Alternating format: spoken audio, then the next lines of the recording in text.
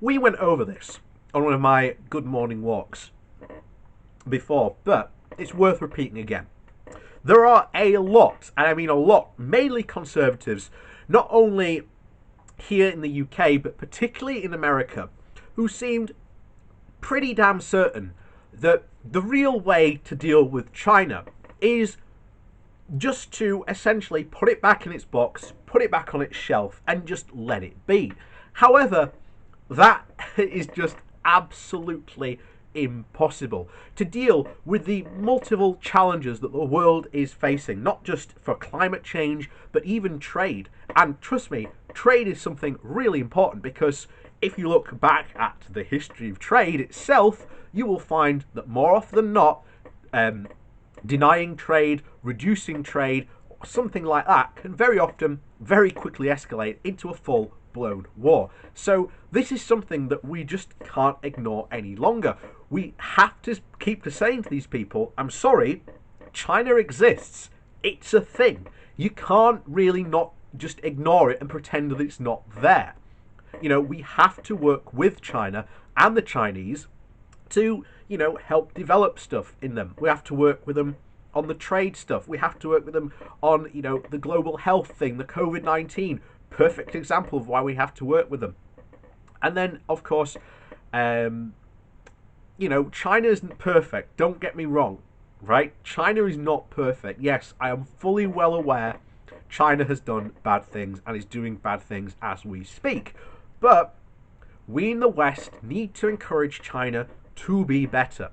And we can do that. But just ignoring China like it doesn't exist is not the way to go about it. Now, this brings up a very interesting question, because Trump handled the US-China relations like a bull in a, china shop, I suppose is the best way to put it. And they weren't handled very well. So we have to ask this question: how will Joe Biden handle it? And this comes from politics.co.uk. And I think this goes over this exact very question. So the title of the article is the trade war over? What a Biden presidency means for global trade. So the US election is over, and people are dancing in the streets. But what does it all mean for trade policy generally, and UK trade policy in particular? Asks an absolute no one apart from a very handful of trade nerds. And if you're reading this, that's you. So I hope you're reflecting soberly on your life choices which have brought you to this place. And I am, trust me. The past 4 years I've realised how bizarre, trade nerdery I've become. But there you go. The truth is it's very, very early, and no one really knows yet. But let's speculate wildly anyway. On a UK-US free trade agreement, let's begin by reinstating that the triumphalist pronouncements of over the last few years about Donald Trump rapidly gifting the UK a generous free trade agreement because he loves Boris, Brexit, or just out of his famous generosity of spirit were complete nonsense. The US president is empowered to launch negotiations, but actually concluding them is done by the US trade representative, exclusively on the basis of what can pass through Congress, and Congress is never a cheap date. Much has been made of Biden's Irish roots, and how closely he is to the Irish caucus in Congress, and they are likely to watch the implications of Brexit on the Good Friday Agreement. And on these issues, the Biden administration is most likely to take its cues from Dublin. If Ireland is screaming about betrayal and bad faith, the US will mirror that concern. If the Taoiseach is consolatory, then the US will probably mirror that too. Unless the UK completely tears up the withdrawal agreement and thus forces Dublin to build a land border and bigger barriers to a UK-US free trade agreement in the short term are completely elsewhere. So for Biden politically, entering into free trade negotiations with the UK carries as many risks as upsides. Negotiations will inevitably get stuck on political sensitive issues around agriculture and food standards. With a US free trade no longer no longer positioned by the Johnson administration as the holy grail, justifying any and all Brexit hardship, and the intense public scrutiny on trade issues in the UK, the concessions that the US can extract will likely fall short of US farmer expectations.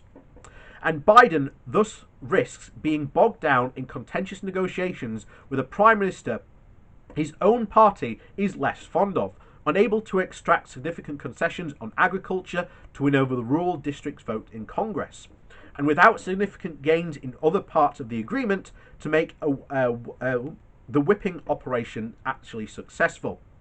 So as you can see, he's not prioritising it. So all signs suggest that the Biden administration will have two guiding principles when it comes to trade policy in general, and the WTO in particular. Ensuring that it has the tools needed to confront China and not being quite so big a dick about it. That's what we said before. So confronting China. China really is the ball game in the world of contemporary US trade policy.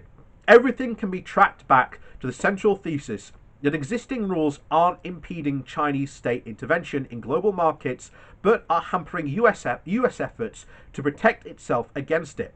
The US views China and Chinese state capitalism as not only commercially damaging to US interests, but is also fueling the rise of China as a technology and geostrategic competitor to the US, and that's not changing anytime soon.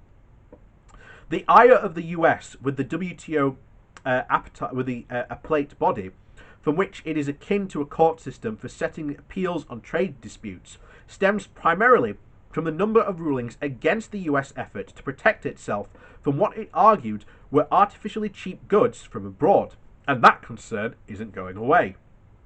A number of boring technical, historical, and political reasons, the rules are written, and more simply, more robust when it comes to limiting the types of action the US is likely to use than the complex, opaque, and at times indirect state capitalism of China. Given that changing or modernizing the rules to address this requires Chinese consent, that concern also isn't going away either. That doesn't mean nothing will actually change, though. Trump and his US trade representative, Robert Lighthizer, believe that legally binding international arbitration is inherently bad for the US interests, so they cut the appellate body to its knees. Biden is unlikely to support that approach, however. The odds of a reconstituted appeal body therefore go from snowball into hell yeah to maybe eventually under certain circumstances. Biden won't be inherently opposed to the idea, but it will need to reform it to prelude it from the unduly impeding US efforts to confront China. And that will be a very tough negotiation. And for the UK, which as an upper middle power benefits from predictable and rules-based systems, this is a step in the right direction. Unlike global behemoths such as the US, the EU and China, the UK cannot rely on its market power to arm twist concessions out of a trading partners. That's when there's a dispute. A predictable system where issues are decided on questions of law rather than its power is to the UK's benefit. In that same vein, a greater focus of the Biden administration and engaging with its allies and the global community is a positive sign. The UK has one of the most expansive and sophisticated diplomatic networks in the world. It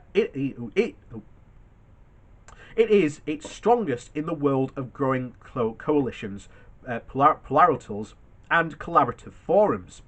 Trump, who thinks such things dilute US power, was a liability in this regard, and the Biden administration avowed commitment should be an asset. For example, the UK can look forward to re-engagement by the US in the Trans-Pacific Partnership, which the UK itself is hoping to join in the coming years. again, I found that we might have to do a video on the complete hypocrisy of Brexiteers not liking like the EU and the single market, but then bizarrely really loving the TTP and the Trans-Pacific Partnership. We're going to have to do a video about that definitely one time. Coming years. So the US membership of that trading bloc elevates it from a considerably huge, significant, ironically supernalist ascension to the TTP, and it could offer the UK a backdoor into many of its benefits it would otherwise require from a US free trade agreement to actually secure. And more broadly, the US political shift away from performative jerkdom could yield another benefits for our global diplomacy. Biden is far less likely to block an appointment of a WTO Director General, and has already signalled that he wants the US back in the Paris Climate Change Agreement. And this will probably revert to the standard US position of deep exasperation with the United Nations rather than outright hostility towards it.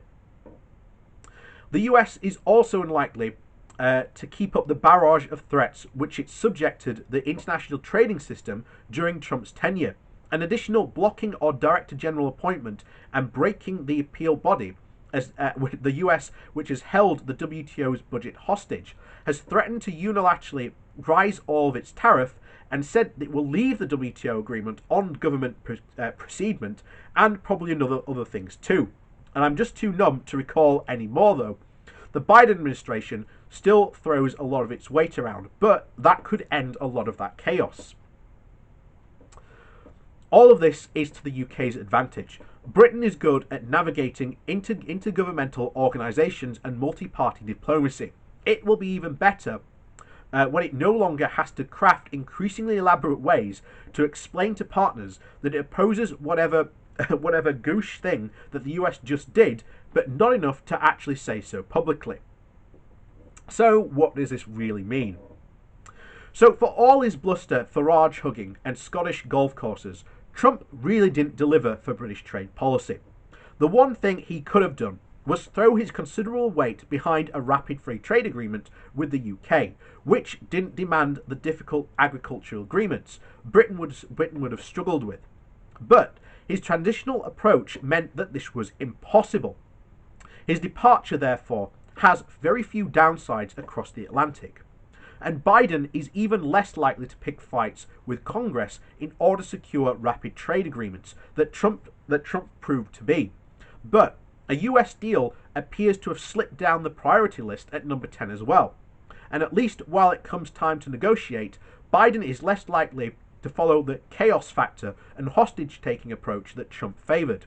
And we can expect, however, fewer ultimatums and much more grinding technical work. Biden's arrival should also herald a return to the style of trade diplomacy that the UK is more comfortable with, but will not change fundamental US interests. Confronting China will remain at the heart of US policy on trade, with all decisions viewed through the lens of how they impact that much broader struggle. The UK will while it is a comparatively lower economic dependence on China and a wider diplomatic network, is better positioned than some to navigate the turbulent waters that the confrontation will stir up, provided it can weather the more local Brexit storms of its own making. And there you have it. Like I say, a lot of that stuff we will just have to see, but it's very likely, whereas we saw Donald Trump pretty much almost destroy the World Trade Organization. Bear in mind, the World Trade Organization at the moment, because Trump refused to appoint judges to it, has at least a backlog now of cases still waiting to be appealed on, dating all the way back to 2016 and Trump's appointment first as president. So they've got a lot of work to catch up on. So the fact that once Biden gets in, and if he can get those judges over to the WTO, will be a massive boost for the WTO at least. But like I say, as we've said before, and was very pointed out, us getting involved in this will be very, very, very dangerous. as we keep on saying, we are a very small middling power. Our power pretty much came from us being, in the European Union.